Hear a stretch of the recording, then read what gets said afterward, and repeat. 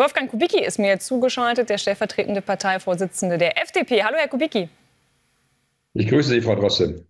Ja, wie bitter ist das eigentlich heute für Sie, Herr Kubicki, das Ganze nur von außen beobachten zu können, diese erste Sitzung?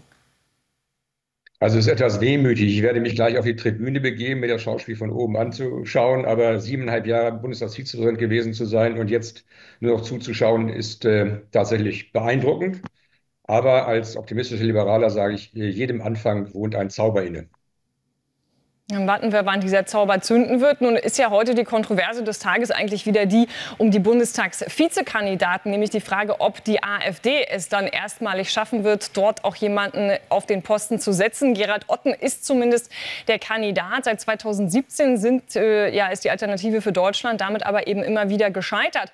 Wie sehen Sie das? Für die Demokratie auch. Ist es richtig, diesen Punkt immer auch der AfD nicht zu gönnen? Denn wir haben das gerade im Interview mit ihm auch gehört, dass dann immer wieder kommt, naja, im Grunde genommen schließt man uns aus und das ja immer wieder dieses Opfernarrativ auch noch mal stärkt. Also es ist selbstverständlich problematisch, dass die stärkste Oppositionspartei im Deutschen Bundestag mit mehr als 20% der Sitze nicht im Präsidium des Deutschen Bundestages vertreten ist. Aber die Verfassung schreibt vor, der oder die Vizepräsidentin muss gewählt werden. Und dafür braucht es eine Mehrheit im Hause.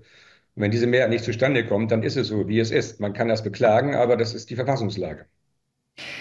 Ja, aber gerade im Hinblick auch auf das, ich sag mal, auf die Politikverdrossenheit in der Bevölkerung. Ich meine, wir werden das auch gleich sehen dann in der Sitzung, dass sozusagen die Ränder auch einfach mit den Stühlen, die ja da neu umgruppiert worden sind, dass die immer stärker werden. Also ist das nicht etwas, wo man auch gucken muss, dass man dieses Gleichgewicht auch noch abbildet? Ich meine, wir haben ja auch jetzt in dem Fall die Änderung des Alterspräsidenten, die 2017 schon gemacht worden ist. Aber auch da hat man die AfD ausgebotet, was weiterhin so ist.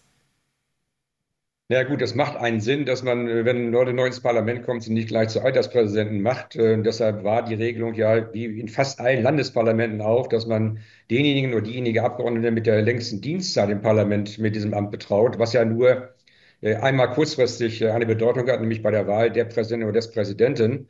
Aber noch einmal, die Verfassungslage schreibt vor, es muss gewählt werden und wenn es keine Mehrheit im Hause dafür findet, dann muss man das akzeptieren, auch wenn es schwerfällt.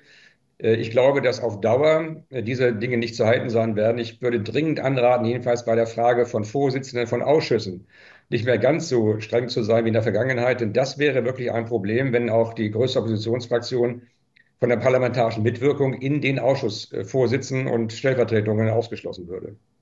Ja, da haben Sie ja auch schon mal geklagt in der Vergangenheit. Die AfD ist damit auch gescheitert vom Bundesverfassungsgericht. Aber es ist schon eine große Frage, die da drüber steht. Ich meine, Gerhard Otten, der sprach gerade von 10 Millionen Wähler, die man da auch repräsentiert. Also was raten Sie denn mit all Ihrer parlamentarischen Erfahrung? Wie sollte man künftig mit der AfD umgehen, mit ihr zusammenarbeiten?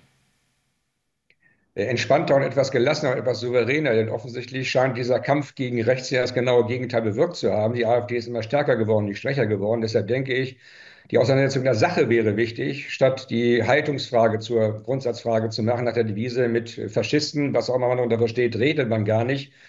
Man muss im Parlament mit den Leuten auch reden, denn sie sind gewählt und nicht verboten. Und solange sie im Parlament sitzen, haben sie die gleichen Rechte und Pflichten wie die anderen Fraktionen und Parlamentarier auch. Aber noch einmal, bei den Wahlämtern ist es so, man braucht eine Mehrheit. Und wenn die Mehrheit nicht herzustellen ist, das werden wir heute ja sehen, möglicherweise nicht nur bei der AfD, wenn die Mehrheit jeweils nicht herzustellen ist, dann muss man das akzeptieren, denn die Verfassung, wie gesagt, regelt, diese Ämter müssen mit der Mehrheit des Deutschen Bundestages besetzt werden.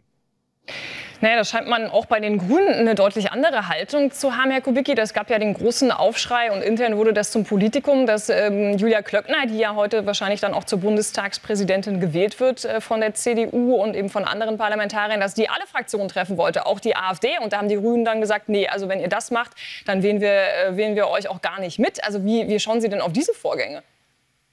Ja, das halte ich für extrem problematisch, weil die Bundestagspräsidentin selbstverständlich sich bei allen Fraktionen vorstellen können muss, denn die will ja gewählt werden, auch von der Mehrheit der Abgeordneten des Deutschen Bundestages.